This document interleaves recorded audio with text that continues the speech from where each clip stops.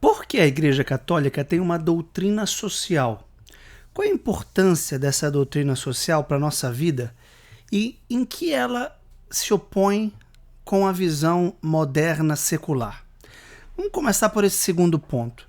O mundo moderno encontrou uma solução nova na história, que é tentar pautar a convivência social por de formas não religiosas, de formas seculares. Secular é o que não é religioso. A vida civil, a vida social, a vida pública, a vida política, a vida cultural da modernidade tende a ser pautada por formas não religiosas, sem a alusão a Deus, a Cristo, a Igreja, a salvação da alma. É uma imanentização do mundo, é uma secularização do mundo em que os assuntos se tornam referentes à própria história. Então o que importa é o que a gente faz e o que os homens fazem. Muitas vezes essa proposta é apresentada sob uma forma de humanismo. Quem não aprendeu na escola, o antropocentrismo moderno, o homem no centro, contraposto ao teocentrismo medieval, em que Deus estava no centro, e se Deus estava no centro na Idade Média, a Igreja tinha proeminência política, a Igreja tinha um papel social como dirigente, de algum modo, da cultura, da sociedade, da literatura, da política. Por isso, essa visão moderna é marcada por um constante afastamento da igreja em matéria pública e uma privatização da igreja, como se a igreja fosse uma ONG, como se a igreja fosse uma instituição de direito meramente privado, com as suas dimensões interna corporis, com as suas dimensões de foro íntimo e pronto, sem uma importância na repercussão da vida social. E essa visão secular da modernidade, quando nega à igreja o seu papel de mestra e condutora das almas para a salvação eterna, no seu percurso terrenal, se transforma numa ideologia chamada secularismo. Quando a gente começa a estudar a doutrina social da igreja, a primeira coisa que a gente percebe é o secularismo, ou laicismo, quando o Estado e a sociedade em geral se arroga ao direito exclusivo de sindicar e de pautar os assuntos públicos sem a interferência da igreja e de forma alérgica à igreja, rechaçando a igreja. Então, quando a gente fala a palavra igreja, ou a palavra Deus, ou a palavra religião, ou a palavra lei divina, ou muitas vezes a palavra lei natural, ou mesmo a palavra moral, nós somos automaticamente alijados do debate público, como se não pudéssemos participar como cristãos no debate público, porque o debate público é secular, é laico. O Estado é laico e os argumentos religiosos não têm autoridade no Estado. Ora, essa é uma visão profundamente hostil à fé cristã e oposta à visão de que a igreja tem um papel de evangelizar todas as criaturas e de promover o bem comum com vistas ao bem eterno. O bem comum temporal, ou seja, a paz, a harmonia, a fraternidade, a prosperidade material, a economia, a educação, a saúde, tudo o que a política, como sociedade civil organizada, promove por meio das leis e por meio das instituições públicas como o Estado, a administração pública direta, indireta, seria incompatível com a missão da igreja, como se a igreja tivesse uma outra missão e como se a missão de salvar as almas fosse meramente individual. Ora, tanto quanto a saúde é um bem comum, porque uma pessoa saudável promove saúde, uma pessoa doente pode promover a doença por contágio, e uma pessoa educada promove a educação, uma pessoa culta promove a cultura. Portanto, saúde, educação e cultura são bens comuns. A religião também é um bem comum. E a religião cristã, em particular, é uma religião da fraternidade e da solidariedade entre os homens, de modo que ninguém se salva só e ninguém se condena só. Essa é a visão da barca de Pedro. Não uma barca solitária com um único remador, não é uma canoa com uma única pessoa. É uma barca com uma tripulação, cujo comandante é Pedro.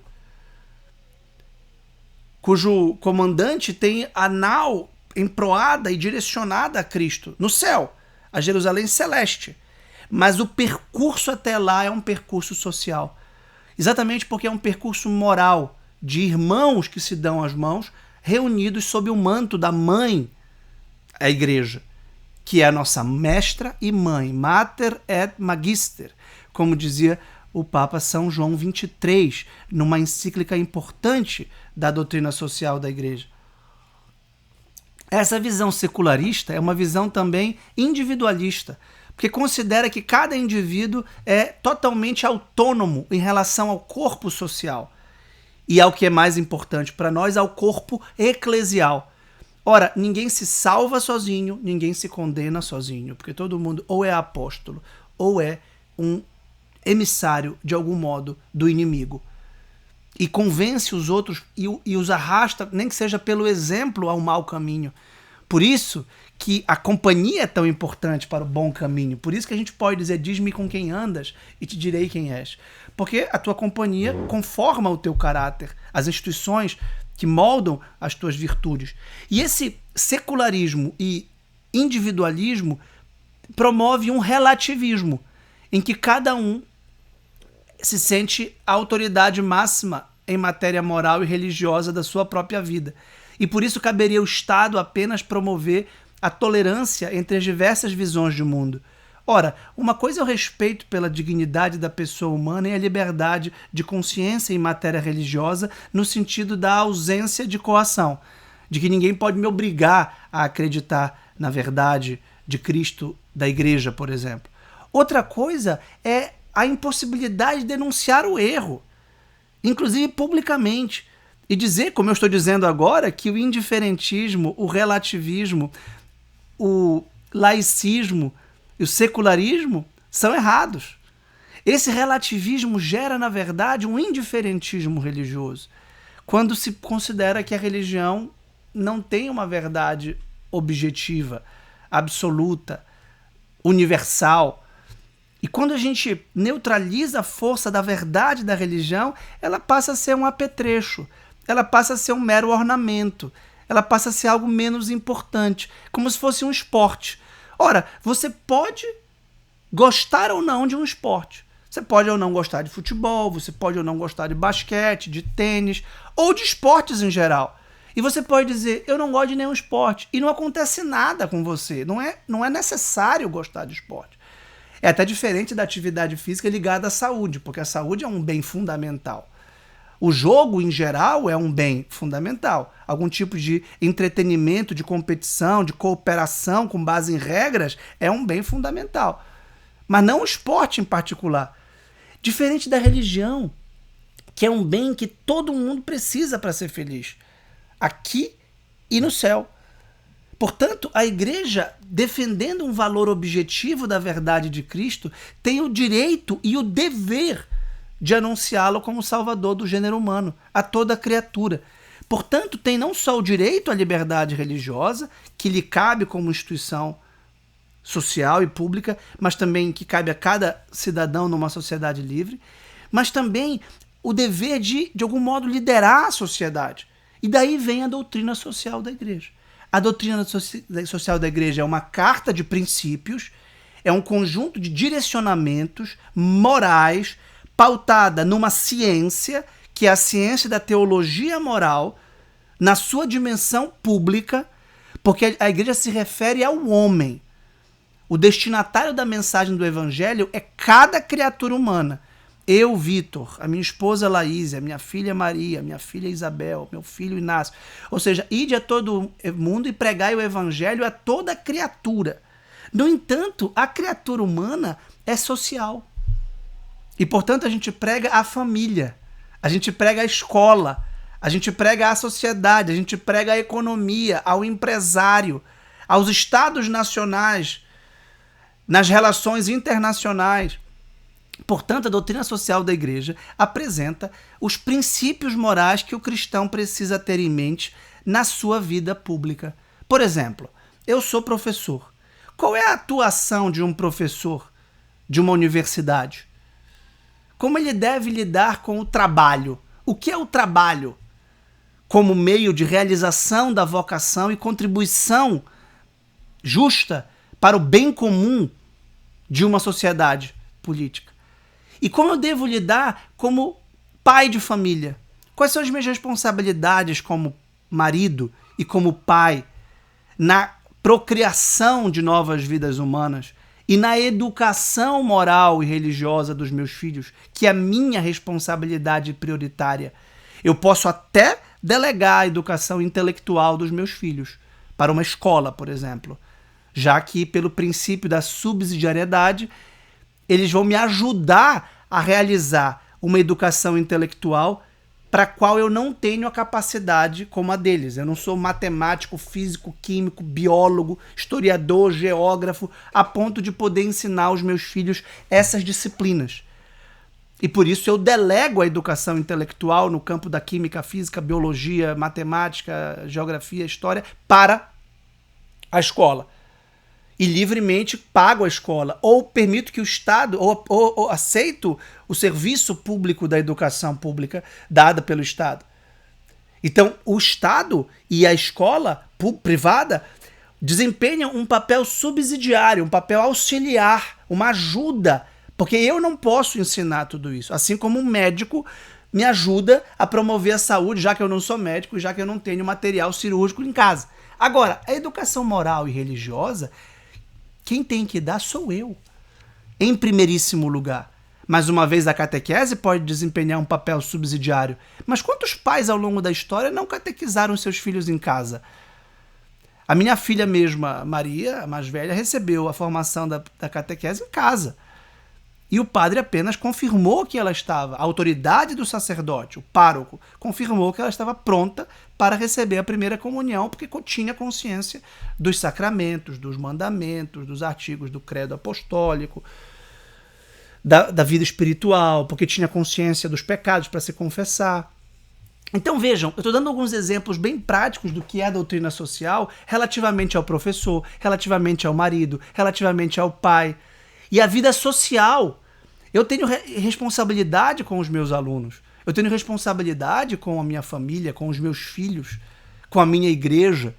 E isso tudo é a doutrina social da igreja, que nesse aspecto se confronta diretamente com as ideologias do secularismo, que diz que o século, o tempo histórico, não tem uma dimensão transcendente e vertical com o céu, e que, portanto, não há uma ligação dos assuntos temporais, dos assuntos morais e sociais, como a economia, a política, o meio ambiente, e a religião, como se a religião não tivesse nada a ver com a política, como se a religião não tivesse nada a ver com a cultura, porque o século, o tempo histórico é autônomo.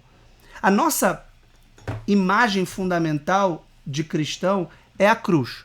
E o que é a cruz? A cruz é uma interseção entre o âmbito horizontal da natureza e da sociedade, portanto, meio ambiente e política, vamos colocar assim, o ecossistema moral, social e ambiental, e a dimensão vertical da eternidade. No coração de cada homem, o tempo e a eternidade se encontram. Ao mesmo tempo que eu sou um ser histórico e temporal, que nasci e vou morrer daqui a alguns anos, eu também tenho uma alma imortal. E tudo que eu faço aqui na Terra repercute, de algum modo, na eternidade. E por isso a igreja militante na Terra está intrinsecamente ligada à igreja padecente no purgatório e à igreja triunfante no céu. Ora, a doutrina social da igreja nos orienta na Terra para que cheguemos ao céu e para que possamos atrair os outros ao céu. Ela milita não por uma coroa perecível, como diz São Paulo aos Coríntios.